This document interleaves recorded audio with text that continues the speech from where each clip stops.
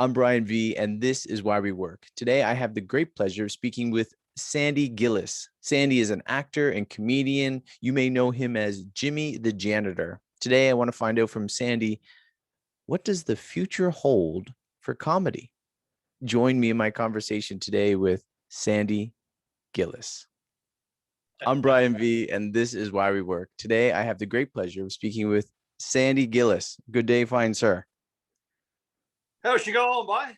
Oh, it's going well here. I'm on the other side here, but thank you, kind sir, for coming on here. I was pleasantly surprised to know that you're willing to do this. Would you do me a favor and tell us the industry you're in and what you're up to nowadays?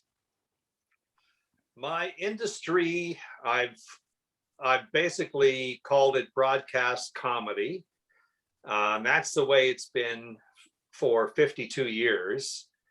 But primarily comedy now. And, we can sort of get into where they separated and how they work together for a long time. I would love to. And I'd like to go back but I was just getting ready for this. And I'm trying to figure out comedians in general. I don't know if I'm funny, but I think I see things that are funny. And I heard my dear wife today say something that she went shopping and we got something in a box that you almost trip over. And I think she said bubble bath. And I was getting ready. And this is still wet to prove the point.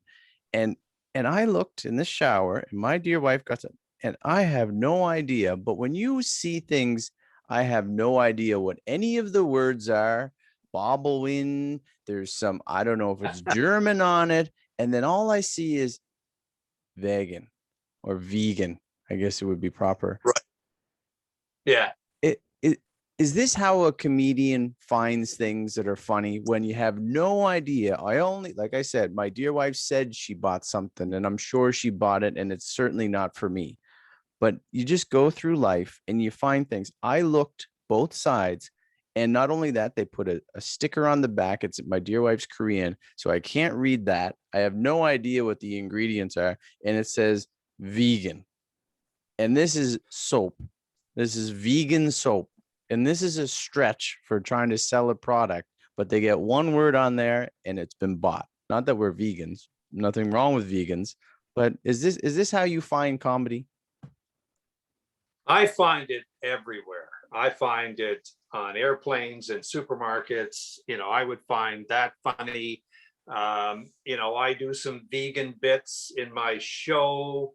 Not that something comes to mind right now, but I do shows across Canada, and different regions will react. When I'm on the prairies and I'm in cattle country, a funny vegan joke that is not aimed at glamorizing veganism, would go over. Not that it's a put down, but, would be comparing, what somebody had for dinner with me. And, I had this, and comedy comes every day. I have my phone's over there plugged in, but it has a recording feature like every iPhone, and I've gone through 5 dictaphones, and that's probably my 10th iPhone in my 5 decades, and I'm always recording lines, always. And I have multi-dozen sketches on the go at any one time. So in the morning, I take the dictaphone, I listen to it, I find the sketch that I'm working on that has the vegan soap. It's the line I take off, I'll put it in the vegan soap line, close it up, and then I continue working on sketches that are a little bit further along. But eventually, I'm going to get to the vegan sketch. And when I get there, there's going to be all kinds of lines. May not use them all, and they may not all fit, but that's how you build it. And I wrote 50 sketches in the first 3 months of the lockdown, like from March I was home off the road on this on March the 8th was my last show. So Mm-hmm. uh, I'm doing an anniversary run through on that show this weekend. I'm going to take the set list and see how much I remember of that 2-hour show, because I have not done it for for 12 months. Mm-hmm. And anyway, I've written 50 new pieces that go into rehearsal this summer, and I'll be rehearsing bits every day, putting the show together, and hopefully by the fall I'll be able to do a show somewhere. We usually book our own buildings and tour that way, so you don't ramp up quickly when you have to rent a theater or rent a community center and hire all the sound and light and everything else. But I'll be up and running, back on the road, 50 shows a year, probably by November, hopefully. Fingers crossed. That's the thing about building a skit or building some pieces and some sets, is I look at this and it's not the vegan, it's like the marketing campaign that I can't imagine what language this is, whatever it is. And then someone's like, vegan. Then that's the front. There's the cover. Okay, and this is what's going to sell. And apparently it works here in Coupang we have in Korea. I think they went public over in the States not long ago. Coupang will sell you anything. Can you bring us back, sir? Can you bring us back into maybe as a teenager, preteen? What would have been your very first job making a buck, maybe even making a laugh, but it may not be related to comedy? Well, I've been working forever. My first job was as a remote control. We had 2 channels at our house. I was going to say, what's a remote control? Oh, wait.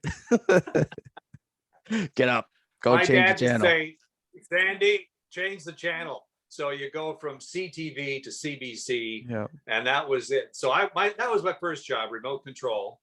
And then I was a paper boy. Mm-hmm. How old were you? How old were you when you got your paper route, or route, as some people may say? Paper route, yeah, route. The paper route, I was probably 10 or 11. It was the Star Weekly, and it was every Saturday. And I had a 5-mile walk. I mean, I lived in the county, which is not, the best place to have a paper route. And I would be dropped off at 1:00, and I would get home around 5:30. I would have walked all afternoon dropping papers on this 5-mile route, and I would make $1.25. You mentioned that was my take. You were in the northern tip of Sydney, and I spent a few years out on the Myra, actually, out living with my dad. On a warm afternoon. And when I moved back to Sackville, I used to say, because I started playing soccer in middle school, and I would say soccer, and they're like, what are you saying? I mean, I'm going to play soccer, right? And I picked up a little bit of soccer. I got to play some soccer. Yeah. So at the root. So as you got a little bit older and you were working maybe in middle school and high school, is there any standout jobs that you did, maybe even still unrelated? Everything was unrelated. I went from paper route to selling Christmas trees to shoveling between the tracks down at the railway station for CN, and then packing groceries, and then part-time DJ on the radio when I was 18. Did you, growing up, for those first few things, was the motivation yourself, or just like your dad telling you to get up and change the TV channel? Was that your motivation, or were you trying to find yourself as well? No, I knew where I was. I didn't have to find myself at all, but I was the oldest of 10 children. Ouch. So that's where I was. And my dad worked 7 days a week. He worked at CN, and then he had a wholesale fish distributing business 2 days a week. And I just grew up. I mean, part of my job was working in the summers on fish trucks and carrying, fresh fish in boxes and frozen fish into the co-ops and the stores, and that's what I did in the summer, in between the other jobs. And so Grew if up I was going quickly. to get anything, I wasn't going to get any money from mom and dad. They were already taxed, Yeah. and so I was just out there working all the time. What did the DJing job at 18 kind of open your eyes to? More of an entertainment side, or was it Wow, just a gig? that was huge. That changed my life. I was a big fan, long hair, Beatles, Stones. This was the mid 60s. And by 68, I was 18. And they advertised on the radio that they would welcome a 15-minute high school presentation. High school, send in your delegate who will play tunes on the radio on a Friday night at 8 o'clock for 15 minutes. I called and they picked me. And so I went in on the Friday morning, taped the show, and the guy who taped me said, you should think about doing this. And I had been practicing in my living room since I was 16 with an old reel-to-reel recorder and the old hi-fi where I put the Beatle albums on, line them up to be 3 of them, and hit the start button. And I would talk until it dropped. The thing went over, the stylist hit the record, and then I would talk it in. I would hit the post, as it was called. That was what you did back in the DJ world of the 60s. You talked in, you hit the post. You didn't walk on it, you didn't miss it, you hit it. And I hit every post. I mean, I did those tunes a million times. And so when I got to the radio station, I already had the banter down from listening to the other the real announcers on the various stations. And so I was ready.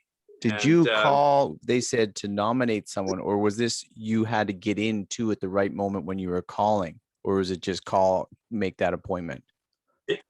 Yeah, I think it was a general broadcast, represent your school or school nominate somebody. And I just nominated myself on the phone very quickly. 539-5900 was the radio station number. That's what I was thinking, like how many times you had to call the number, like, no, hang up. No, rotary there was phone, a go lot back of people who wanted to do that. Yeah. Not everybody wanted to do that. You had to be a little, you had to be a little crazy to want to do that and set yourself up for, humiliation. And so as it turned out, the guy said, you should do this. And he said, if you ever want to come in and use the production studio, that's the other studio, and practice, I'm here in the evenings doing the show. You can go in and, I'll work with you. I said, I'm with you. And I was there from, I guess that was November, all the way through till somewhere in the spring. I can't remember how long it was. Anyway, one Saturday night, I'm there Saturday night working my 6 to midnight in the production studio. He walked in and said, okay, Sandy, you're on. What? On air. He got out of the chair, put me in the chair in the master control, and I was on the radio at that point. And then they gave me that show the following week, and that was my own show. And then I started doing Sunday nights, and then did all kinds of other shows. How long before you got comfortable doing it, from that moment of being given the opportunity, then your own show? How long did it take, or were you already comfortable?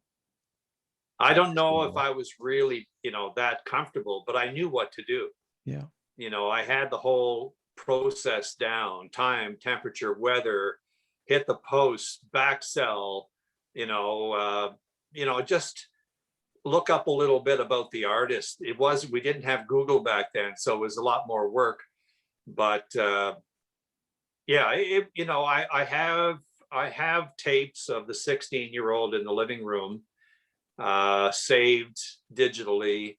I have the pull your voice 18-year-old thinking that you had to sound like a rock jock all the time. And so I have all that stuff. Yep. And it just led to more work. As it, and it was great at school. Like I was pretty outgoing as a kid. Then I hit about 13 and I became a little quieter and shyer. And, I was a bit of a nerd, really.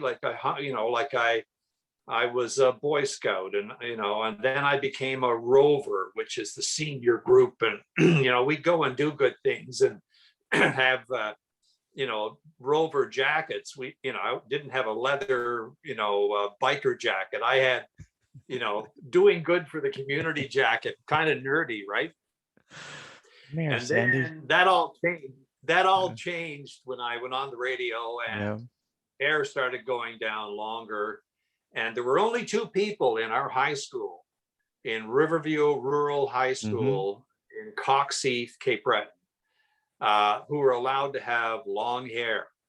Everybody else had to have their hair shaved up to here. And Eddie Ivany, who played in a rock band in Sydney as the drummer, got the pass. And me, because we worked in rock and roll, and that was part of our business. And we did make that pitch to the principal, and she allowed us to have long hair. Wow, there they come, the guys. So you'd walk down the hall, the next morning, you were the guy they listened to from 6 till 9 playing the tunes, right? And, you feel pretty good. So the confidence grew, and it was a little bit of a high to be in high school and on the radio. And I was all the way through. And then I did take a communications course at Xavier College in Sydney, but I was already on the radio and I already knew a lot of it. And so I kept working, and then eventually I got a job at CJON in St. John's, Newfoundland. You were practicing. You were practicing playing the records at 16. You didn't get the position until 18. So were you thinking about a career in communications at 16 or something in particular, or you weren't really sure where kind of this idea of music and being on radio and all that, where it would take you? Or is it just something you had an interest in? No, I at 16, I was going to join the RCMP. Okay. That's what all my buddies were going to do, and most of them did. And I went on a journey across Canada with my cousin from Boston, met in Montreal, and we went across Canada for a month. And we had an uncle at the other end who took us around British Columbia all the way out. He was 18. He talked about becoming a radio announcer, and I was going to join the RCMP. And he was interviewing people in the bar car, just in the lounge car, talking. He had the gift of gab. I had no interest. But then as we came back and he was still doing this, I thought, it'd be pretty cool to be playing those rock tunes on the radio. So when I got home that September, I set up the card table in front of the Wi-Fi, hi-fi, and started playing the Beatle albums and taping them on this big old reel-to-reel. Yeah. And, I had a house full of kids, so I had to work around that. It was funny, my sister on Facebook the other day, I was commenting somebody about, practicing in my living room. They were talking about, when they started in radio, and she saw this and she said, oh yeah, we were all told, shh, Sandy's practicing in the living room. They never got to be guests on your show?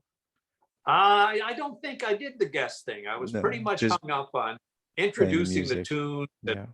playing that rock and roll. And so, yeah, so by 20, I had a couple of part-time years in, and the manager at that station was being promoted to a bigger operation in Newfoundland.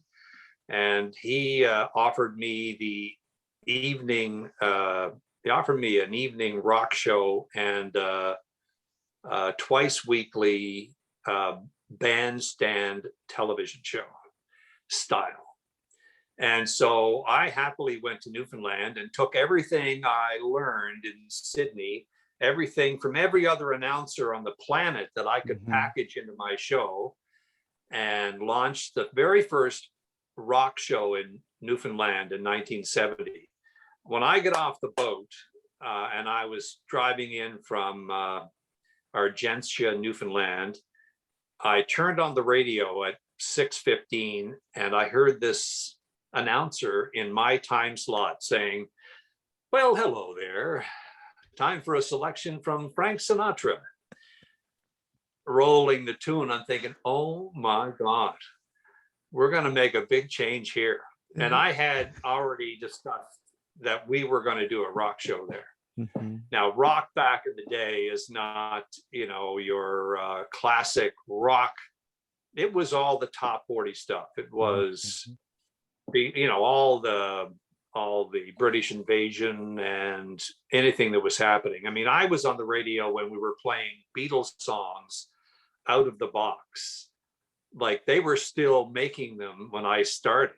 And, even when I got to Newfoundland, we were still playing things like The Long and Winding Road and Let It Be, brand new tunes. And then we went through, the McCartney years and the George Harrison years. But coming over and listening to that guy must have been interesting, even knowing I might be taking your position, or we're going to do a whole clean sweep. He knew I was taking his position, and he didn't mind. Like, he was a swing announcer. He worked weekends and filled in, and they were looking for someone to do something in that show. And my manager went over in June and asked me to go then, but I had a girlfriend that summer. And I didn't want to go and leave the summer behind. So I told him I'd come in September. So that was fine because he had a chance to set up for me. And so it worked really well. Like, we had the radio stations all over Newfoundland, like I was a network. We had the television station, which was all over Newfoundland. We had a newspaper. So I get there and, they have me in the newspaper all the time. So a lot of promotion to promote this, long-haired rock and roll disc jockey on the East Coast of Canada. And so it was really great. It was a fun time. Newfoundlanders are the nicest people in the world. I mean, I'm a caper, just about the same. I interviewed Trent McLennan the other day, and I said, you know what? I've never met a Newfoundlander that I haven't liked. And it sounds cliche-ish, but it's true. Oh, yeah. Yeah, it is. It was a treat. And so I stayed for 2 years and had an offer to go to Moncton, New Brunswick and do the morning show. And I was doing the rock show. And the morning show is where, supposedly the money is and the biggest audience is. And so I went in there and did that for, 72 to 75. And sounds like a long time ago, but it was.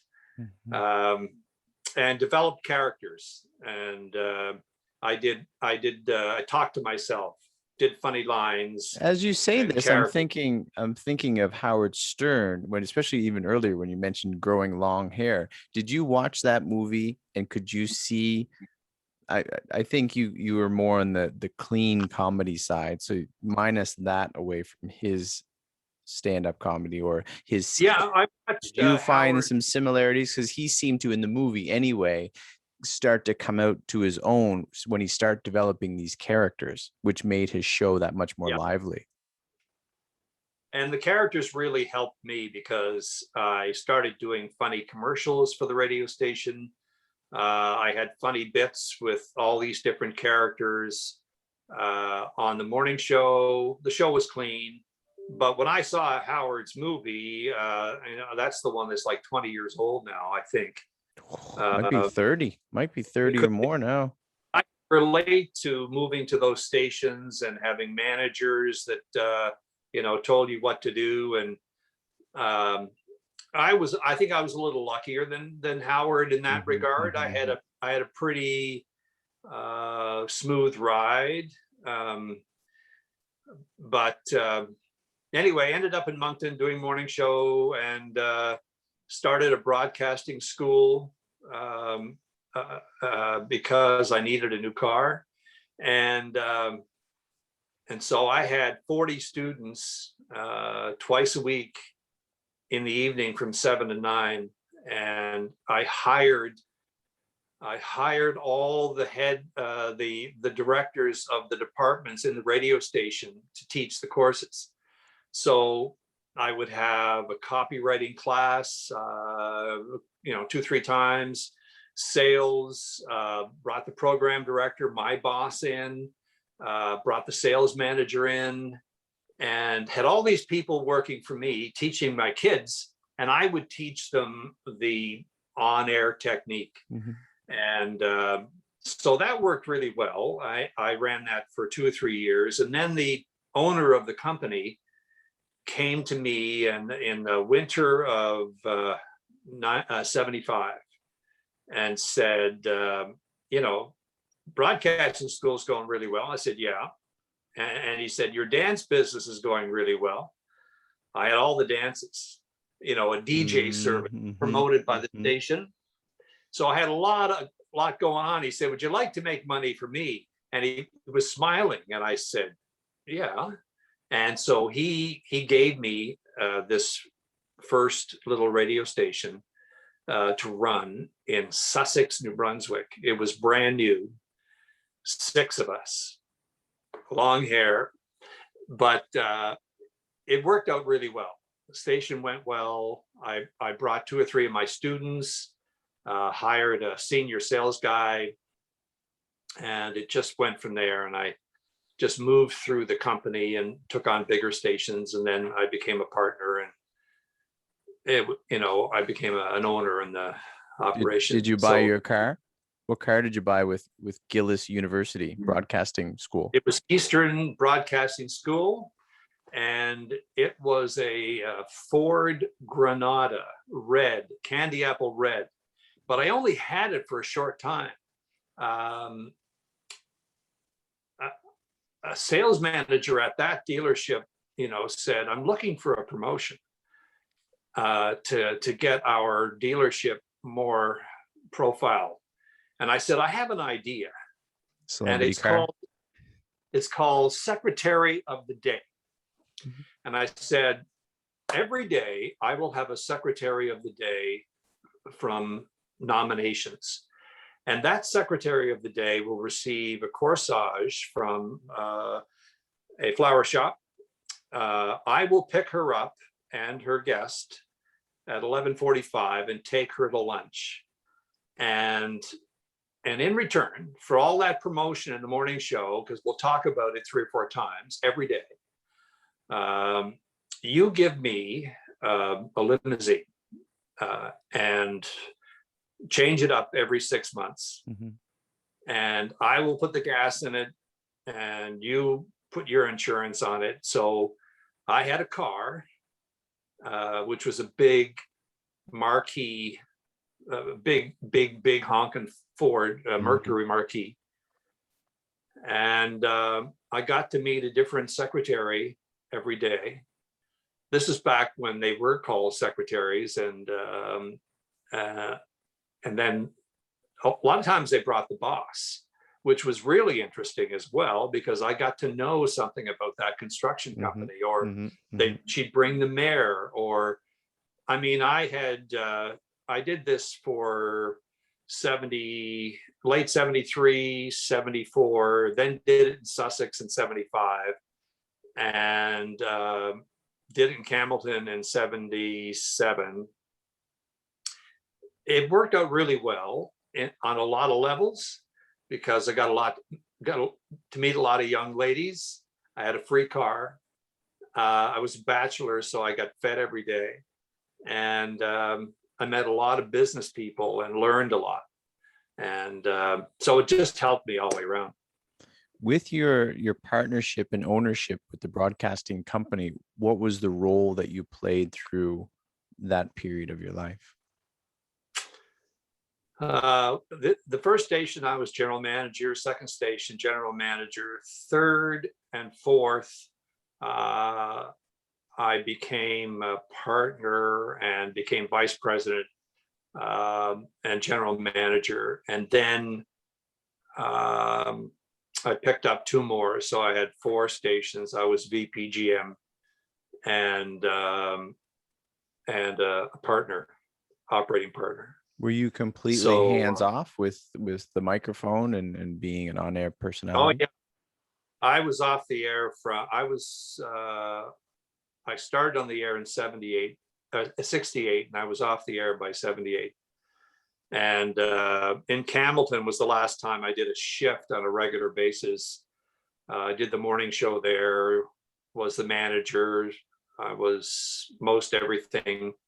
Like director of things. And but I got to Moncton, which is a bigger market, and I was just running the stations and off the air. And so that was stepping away from the fun stuff, really.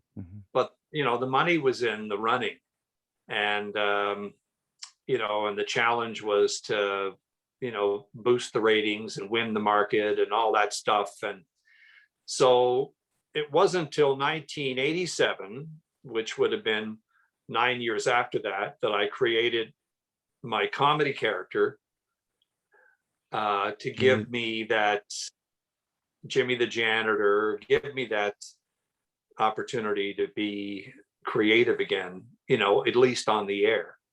For those 9 years, was that eating at you, like the desire to no, be more expressive, or was it that was just the time? Like I did all the creative stuff in those 9 years was developing talent, creating promotions, creating sales packages for our company, doing a lot of creative stuff there, because I leaned in that direction. I was the creative, outgoing manager in our group. Like we had other partners in the company, and I was the youngest by 10 years. And I was the one sort of looking to create things for other stations in our chain. A lot of sales packages that were creative, a lot of rating contests that were creative. So that let me do some of those things. And then I still slipped into the booth in our stations in Moncton and did voices. Like they'd call me from production and say, they wrote this old man character, or they wrote this Irish guy, and hoping you'd come up and do it. And I said, oh yeah, I'd be running upstairs, chance to sit down and do a character, right? So when did you decide to go to the stage with Jimmy the Janitor and being a stand-up comedian? Well, I created character purely for radio, and we were having a competitor come in against us in the Moncton market. Had a great morning man, but he wasn't that funny. And I said, well, I can add to that. I can add a funny character. So I started doing this, thinking on it first. What's it going to be? what's the accent? Why is he here? He's going to pop in. Well, let's make him the janitor of the station. Mhm. And he can come in and talk to the morning man for a minute, a couple times. And what do we call him? We'll call him Jimmy the Janitor. And so on January 15th, 1987, Jimmy backed into the control room with the vacuum cleaner on. And the morning man said, whoa, whoa, whoa. Sorry, buddy, I'm on the air here. And that was the beginning. And, he said, who are you? And Jimmy and Cape Breton. And I was on my way to Toronto and I run out of money and at a gas. I'm here in Moncton. I'm working here now. And so I sat down and did a joke that we had, rehearsed.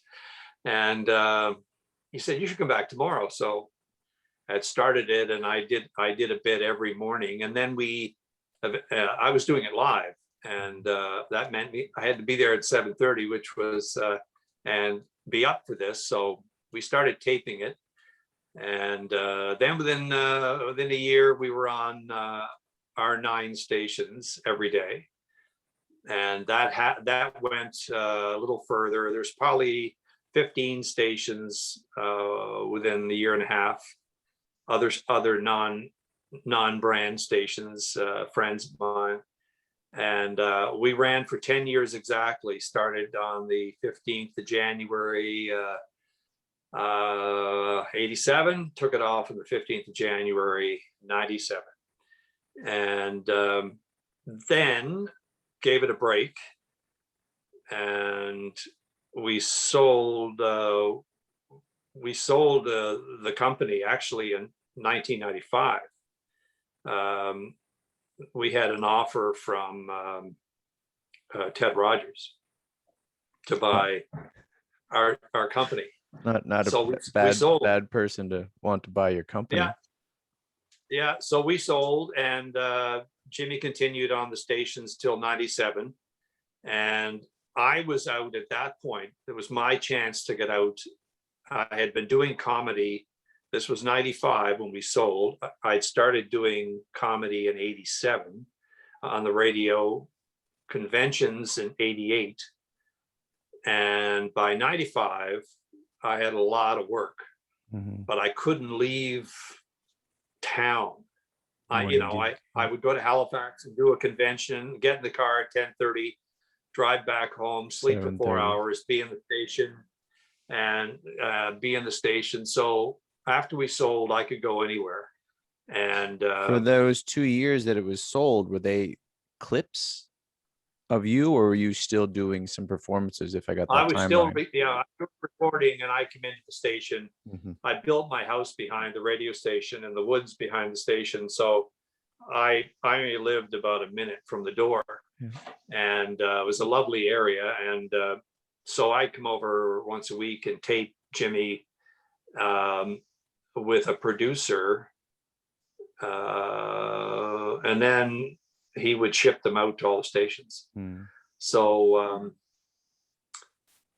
so after that, I just did the convention work around the country. I could be in Saskatoon, or I could be, and I had agencies selling me. And but I really got tired of the one-off thing, like flying here for one night and then flying all the way back, or maybe getting 2 in Ontario. And so how was that though, as you initially got into conventions, being on stage like that versus behind the microphone or recording as such? How was that for you initially, getting up there in front of people?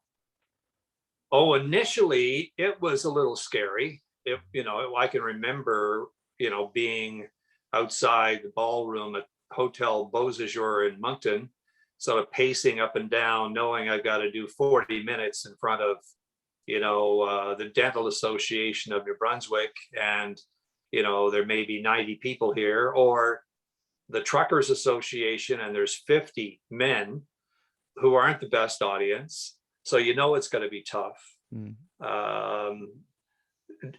I did a show for 21 female managers of Sears one night, 21. And I put them in a horseshoe. We had set up a horseshoe and I just stood right in the middle. And it was one of the best shows ever because women are incredible laughers. They just go right at it. Men, they need women to get them going with their laughter. They're, a little, some of them will laugh, but some of them will sit there. Yeah. So I felt for a while that, conventions were the best audience. I never did clubs or pubs ever. I always had radio to pay the bills, so I didn't have to go and, work for $125 at a comedy club and be one of 10 people on that night. So I did the conferences, the conventions, and in the early millennium, and then we had a cable TV show in New Brunswick with Jimmy as one of the characters, and then we formed a traveling group of 6 of us, and we toured the province and did sketches, and Jimmy was a featured guest, plus Sandy would be in different sketches. And then I met this beautiful gal from Prince Edward Island, and I was the chair of the Chamber of Commerce in Moncton as a volunteer, and she was the chair of the Charlottetown Chamber. We met in London, Ontario, and at the national convention. And anyway, thank goodness the bridge was built between New Brunswick and p.e.i. I made a lot of trips over here and then moved here. And that's when, we started the national radio show for Jimmy from Prince Edward Island. I got married here in 2005. And in 2006, we started stations, and we had 90 stations across the country from 2006 to this past June. We ended the series in June of 2020. So what that is, you're a Canadian country star and you have a hit record, and you can go anywhere and they'll know who you are. Brett Kissel, from Alberta, he's a name known across the country. Well, I had to figure out how we're going to get Jimmy's name known, and the radio was the thing.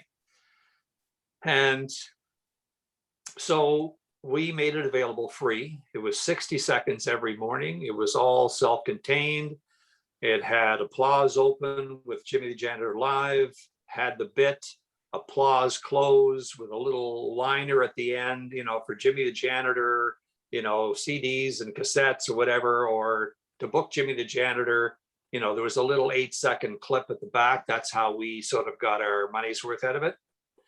And so in 2006, about, 4 or 5 months after we launched the show, I'm flying into Medicine Hat. I have no idea how well we're doing in the country. I just know we're on all these stations and we're getting some requests for product. And I get off this little airplane. I'm walking in with the Air Canada hostess, and just entered the baggage area. And I said, do you have a soft cedar theater in Medicine Hat?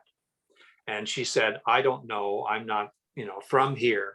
And a guy stepped up from right there. And he said, you looking for a theater? And I said, yeah, like a soft cedar theater. I said, yeah. He said, what do you need that for? And I said, well, I do comedy as a character named Jimmy the Janitor. And he said, you're Jimmy the Janitor?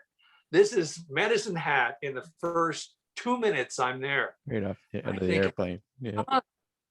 This worked. This worked. So I get in the cab and I'm heading to the Medicine Hat Lodge where I'm performing for the oil company. And I said, I'm going to try this again. So the cabbie's going along, and he's a good old boy from Alberta, I can tell. And I said, excuse me, he said, have you ever heard of this character named Jimmy the Janitor on the radio. He said, oh yeah, we listen every day. We sit around That's the great. radio in the cab shack. You're on at 7:20. I said, yeah. So about 6-8 months later, we sold 700 seats in the Esplanade Theater in Medicine Hat.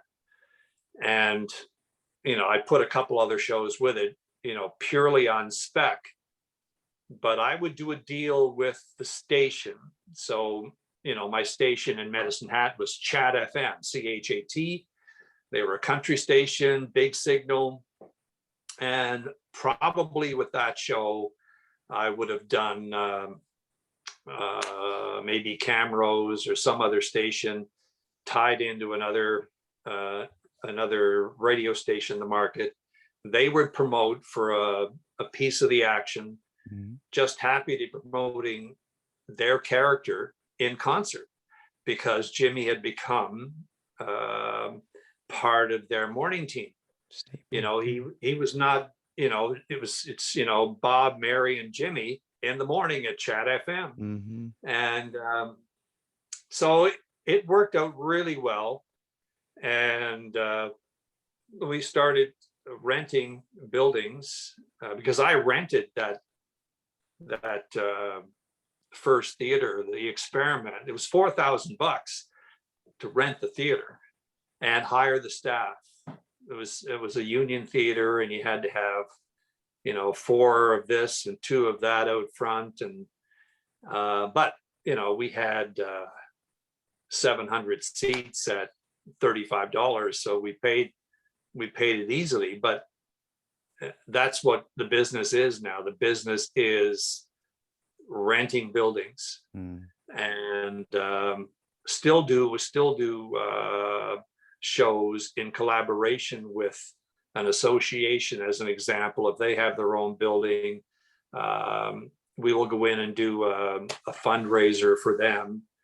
The Agricultural Society of Split Lip, Saskatchewan are looking to do their 300-seat dinner annual, and Jimmy will go in there and we'll do a percentage. And they have the building, they do the dinner, I do a 2-hour show. And it's a great partnership. And, they make money and I make money, and we all have a laugh. You mentioned earlier, so you have a sketch with Sandy and you have a sketch for Jimmy. Do you have your own stand-up sketch itself minus Jimmy the Janitor? Do you go with other types? No, Jimmy, like when we did those road shows, the sketch comedy shows for 4 or 5 years, I did a lot of characters. Okay. But with this last, all the stand-up years have all been Jimmy. Sandy's not funny at all. Well, you're an actor. That's what it is. Sandy the actor. Yeah. Right. Yeah, that's right. Yeah. Daring and Grace you were on. What do you, especially with some things that are going on lately over the last several years, what do you think the future holds for comedy? And I think you have an interesting perspective because, as we mentioned, it's more clean comedy. And I think there's, it's almost a safer yet good place to be. But what's your perspective and what's the future hold for comedy? I think it's good. I encourage people who are starting out in comedy to go clean comedy. It's a lot easier to go blue and to use, all the 4-letter words. A lot easier. You get punchlines on a 4-letter word, and your young demographic may laugh at that. But the harder job is to be clean and funny. That's a much tougher job. When you set out with your comedy, maybe as within the radio, with your sketches there, was that just part of who you were anyway, or did you make a conscious decision I'm not going to go blue? It is me. Like I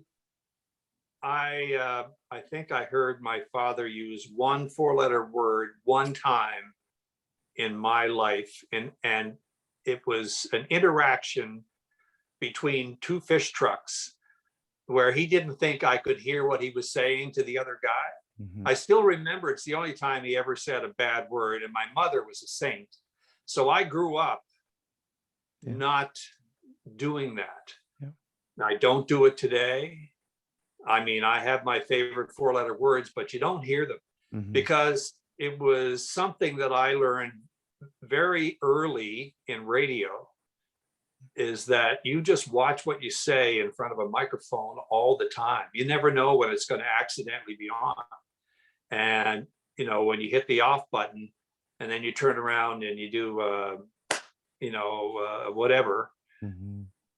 it can happen. And it's happened to my staff many times. I had one guy, one of my favorite people, in the business, did the F word twice on the radio on tape in 1 week at the Moncton station. He used to tape his sportscast because he was in early in the morning. He'd tape the noon, and he'd start off and he'd go, and then he'd start again, but he would forget to roll the tape back. And it happened twice in 1 week. And, we knew he didn't. I had a bilingual station in Campbellton, and I couldn't speak French. So I had to try to monitor the 2 hours of French that we had on the radio station through assistants who could speak French. My office manager and my French announcer, just let me know what you're doing here. And so this guy, one night at 6 o'clock when we ran the French news, started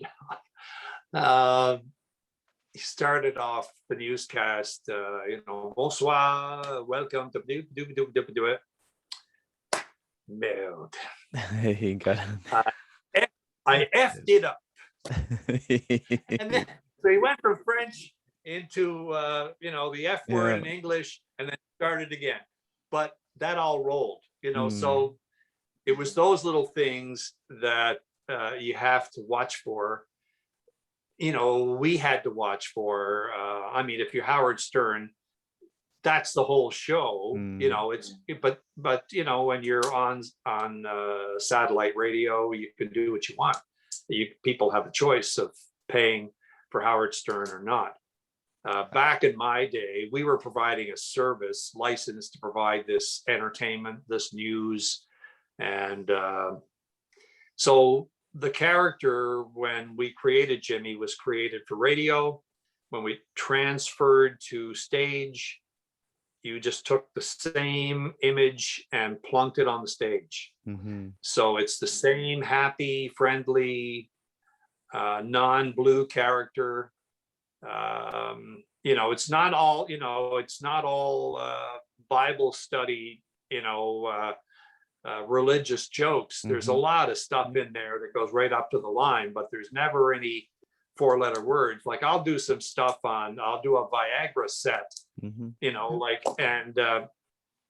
there's some cute things in there. And after the show, you'll get an 85-year-old woman come up to you at the end and says, dear, I just love your comedy.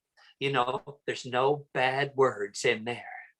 And I'm thinking, I just did a Viagra set and I did this and this, but as long as you don't do the F-bomb, I can remember, I won't mention who it was, but I did a show at a particular conference, and then one of the guys, it was on television, a comedy show, came in and did it the following year. And so then they called me for the next year, because I don't do things back to back. I skip a year. And the complaint was when such and such was here last year. We see him on TV. He was so funny, but then he just F-bombed his way through the whole set, and they were all disappointed. It wasn't the same guy that they were accustomed to seeing. So that's a big thing.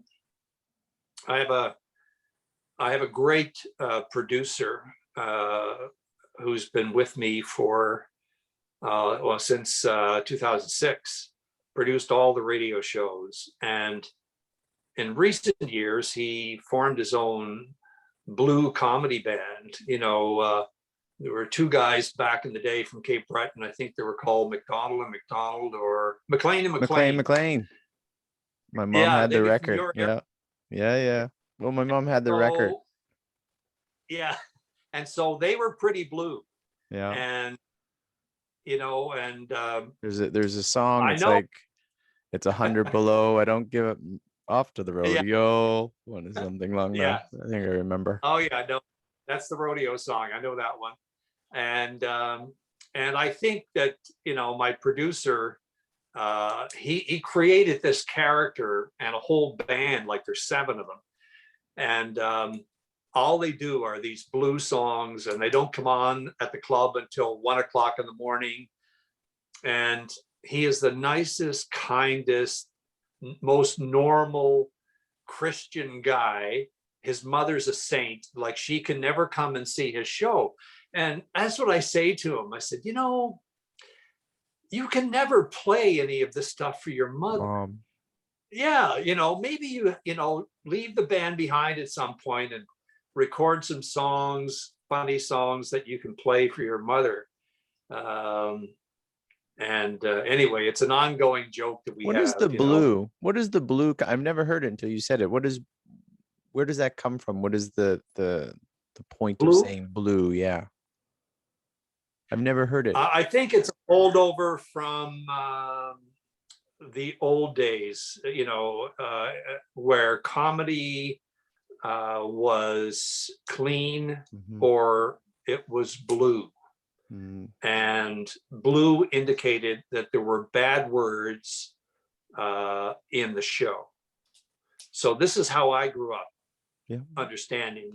It seems comedy. Like I'm thinking of like an Evel Knievel or a stuntman or something. Your next one has to be bigger than what it was. So when you're dropping, like as you said, people who are using blue language, is it the humor or the jokes, the laughter has to fall on that punchline with that. And so it kind of just gets bigger and bigger and bigger. And as you said about the one person where the fans were not as pleased because it wasn't the same person, but all of his jokes had that need for the punchline on that word. Yeah. And I think it's unnecessary because you're building up and you're getting away from the humor.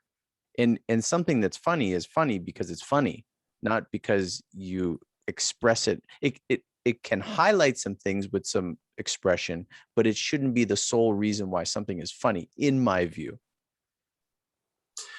I was influenced by a couple of people. I was influenced by Huey and Alan from Cape Breton. I don't know if you've ever heard of them, but they were two guys that were extremely successful back in the 50s and 60s into the early 70s. Two characters, sort of country characters, and they told stories, which were really jokes back and forth. And they influenced me because everything was clean.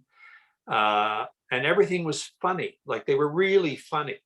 And then I had a chance to work with Dave Broadfoot from the Royal Canadian Air Force.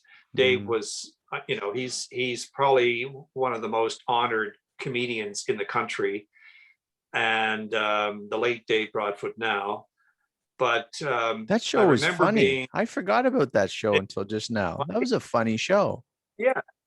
But then Dave did a stand-up where he incorporated characters from the show that he played, and he did stand up in between the characters. So he would play an RCMP officer, Sergeant Renfrew, who he played on the show. And so he would come out at second half, maybe dressed as Sergeant Renfrew, and then sort of peel the outfit off when he finished the bit. But everything Dave did was clean. And so we did a show. I picked him up at the airport heading to Acadia University. Never met him before, and we hung out for 2 days. And there was a couple other guys on the show. There was 4 people booked for this show.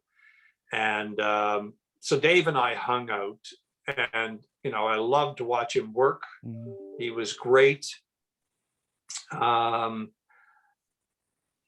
As it happened, one of the guys who was booked for the show was known for his blue humor.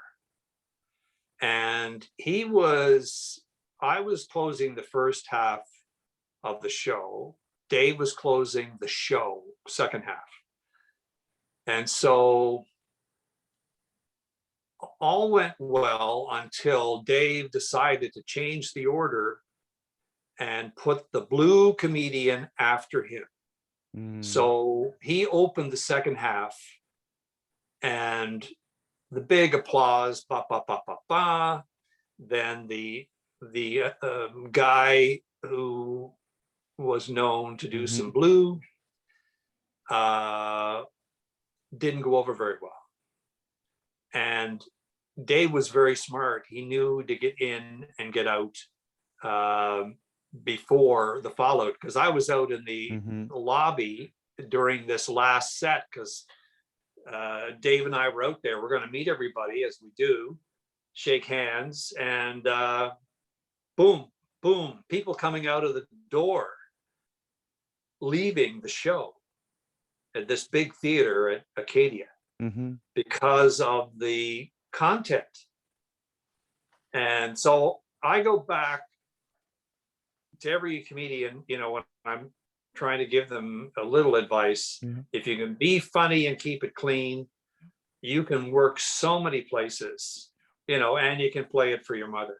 And so that was always big for me. Speaking of advice, do you have advice for people who are getting into work, any line of work? Because this podcast, Why We Work, is for anyone, but I've gained a greater appreciation for comedians because I think you're one of the hardest working fellows out there in doing what you do and continuing to do it. And, while the money is nice to have, you're doing it to make people feel better. And while some people may designate them as, or yourself as, essential or non-essentials, I mean, it's comedians are essential, right? And it's more that I'm realizing this now. Do you have advice for people getting into work, thinking of yourself as a paper route guy at the age of 12, or some of the jobs you kind of did along the way, or getting more into your director role, or in comedy, switching some things now and then? Do you have some advice for people who are just getting into work or changing for the first time? Well, I always said the harder you work, the luckier you get. I mean, everything that happened to me happened because I worked hard. I wouldn't have gotten a radio shot unless I worked on the card table with the reel-to-reel machine, honing the skill that I was learning from the radio. I wouldn't have had that guy say, you know what, you do this, you should try this. You should look at this as a career. Well, I'd already been looking at it, before I got that opportunity. And if I hadn't phoned the number, and got myself in for the high school 15 minutes, everything was, the work, I wouldn't have gotten a radio station job managing unless I had 2 other businesses going at the same time. It was the major shareholders said, this guy can make money, should be making more of it for me. And, we both made money. And so it is hard work. Do it well, hard work. I'm a systems guy. Everything has a system. There's a system. Well, that's what I was thinking, as you mentioned how well you were doing with Jimmy the Janitor across Canada in all of those stations because you figured out the system? Nobody else is doing what I do. There's nobody doing that. Like, you can get some comedians who will do a tour, and they'll get some tour company to book theaters for them, and they pay that tour company, they buy all the advertising. And I've seen some really great comedians lose money touring Canada because either they're not known as well as they think they are. I took it to small towns, small cities, and figured that, you know what, I'd rather be really well known in Medicine Hat than known at all in Calgary. Because I can put 700 people in that theater in Medicine Hat every 3 years and do 50 shows a year, and then another 50 shows, and then the third 50 shows, and then I start again. So we have a lot of markets, a lot of great little venues, 200 to 700 seats. Nobody knows me in Calgary because I've never gotten on a radio station in Calgary. But it wasn't what I was after. Like, Sam Walton put all his supermarkets when he started off in little towns, his 5 and dime Walton stores, put them in small towns, and they were the place to go. I mean, they're still the place to go in this small city I live in. And so you've got to pick your market, figure out how you're going to become known in the market, and then take the shot, take the chance at renting the building. And I've never lost any money on renting buildings. You are a systems guy. I mean, to think, and I guess there's other people that do this, and I haven't done this or thought of it, but you're saying every 3 years you can go to some certain place, some small town, and again, every 3 years. This isn't thinking, well, I'm going to blow the whole place by storm, take all the money and run. You got a long-term plan, and it's quite successful. And then every month a piece comes out of the show and a new piece goes in, so that in 3 years, it's new material. There's a new show arriving at that location. And it's been well tested because it's been like, the new piece has been in for 3 years, then this new piece and new piece. By the time I get there, the whole show is new again. And then you just go back and you have people who are happy to see you after 3 years. I feel sorry for people. I know people who have no national exposure at all, and they operate in the same province or the same 2 provinces. And how long can you do that? Same material, whatever they're doing. Yeah. And you just can't go back as often. So do you have a goal? Do you have a goal for Jimmy the Janitor? Is there something that you're hoping to achieve or do? Or, I mean, the system, if the system works, don't mess with it, right? If you're Tom Brady, just keep going, right? But do you have something that you hope to accomplish? Well, I think that setting the character up and becoming known in the country was the goal. That was the goal we had in 2006 when we took the show and offered it to stations all across the country. And, we had 90 markets pick us up. So, we'd be on in Yellowknife or Sydney or, British Columbia, small towns. And a lot of the big stations weren't looking for any more talk.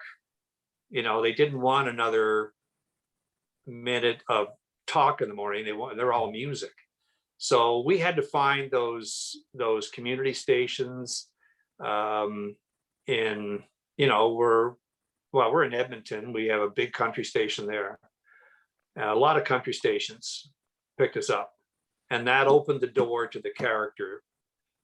Everybody who listened to that station knew Jimmy. And so when we went to that station and said, okay, we're going to do the such and such theater, here are the commercials, we supply all the commercials, Jimmy does all the on-air, and station just runs it, sends their morning man out to MC, puts their van in the front of the theater, and they get a check from us, and they're happy as all get out, because they also get to sell Jimmy and make money on the show. So when they sponsor it, that money goes to them. So they win a couple of ways. Knowing that the goal has been set, is there anything about Jimmy or comedy or you that people may not understand, and maybe they haven't heard Jimmy, and or people are not in tune with comedy? Well, there's a zillion of people who have never heard of Jimmy. Is there anything you would like people to understand so they can have a better appreciation of the work that you do? Well, if you get a chance to come to the show, it's funny. It's a funny show because it is well tested. It's been tested for years before it gets to you. And then it keeps changing a little bit at a time until you see it completely new again. So the show is clean. It's funny. And, we could be at a theater near you somewhere in Canada, between this fall and when I hit 82. That's what I told my wife. I said, I'm going to work until I'm 82. Yeah, many years to go there. Dave Broadfoot worked till he was 82.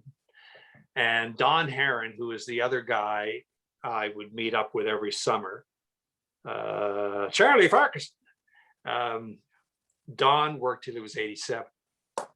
And they both did clean shows. So Jimmy's sort of following in their big footsteps and trying to keep it clean and keep it going for a long time. The older Jimmy gets, he could probably be funnier too, the older that he gets. Well, I think the audience is going to get old with me. So, the comedy might change a little. And, who knows, the last couple of years, we could be in senior centers only and get wheeled in. I only have a couple of questions for you. Is there some adversity that you have faced and that has kind of affected your work one way or another, but you use that adversity to encourage other people in the adversity they face in their work? I've been extremely lucky. The only adversity I had, if you want to call it that, was that I had to work hard as a young kid. And it wasn't something that I really minded. It was the way I grew up. I mean, I was the oldest kid. My father worked all the time just to keep our family of 10 going. And so that was the adversity. That was my little work university that taught me hard work gets you somewhere. And my dad built up a big business that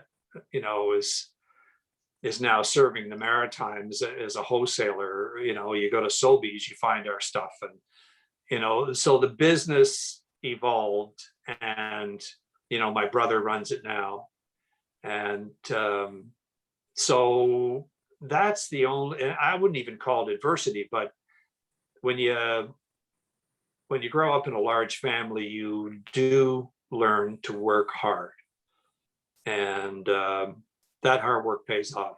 Do you think there's people out there, and I'm just thinking of it as you say it, we sometimes define adversity incorrectly. So, people are thinking of all the work they have to do. This is what I have to do. I grew up with this big, and some people label that as adversity, but really you got the ability to work, or you had that ability, or you can be grateful for what you had rather than that was adversity. Do you think people maybe mislabel adversity sometimes. Not that some people don't have it, but sometimes we kind of throw it up there and look how tough it is. I have to go to work and do this particular job or do this thing.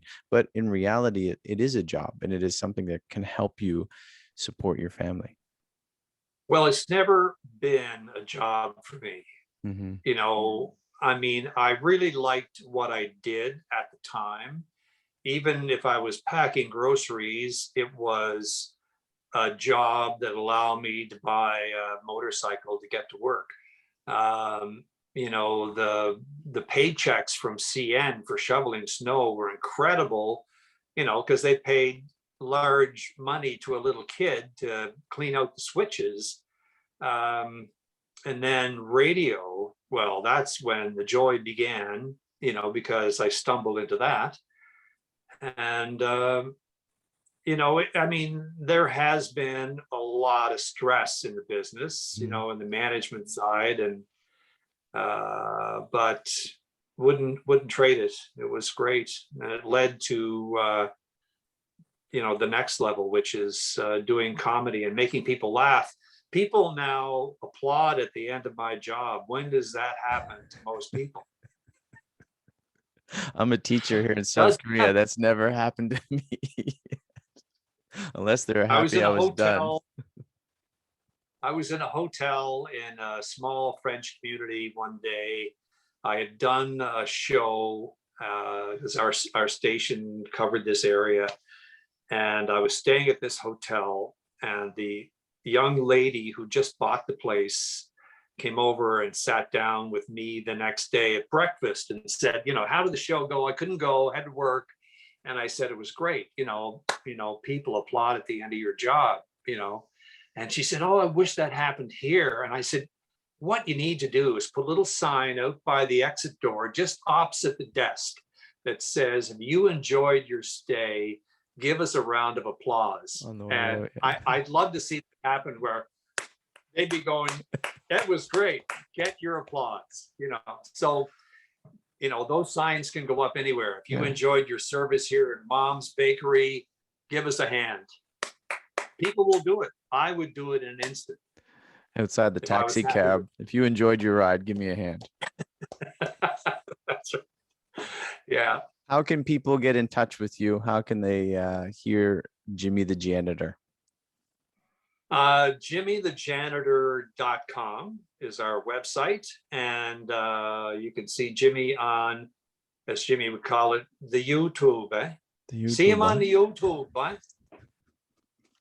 You put "da" in front of everything. Oh my God, you got the YouTube, have you?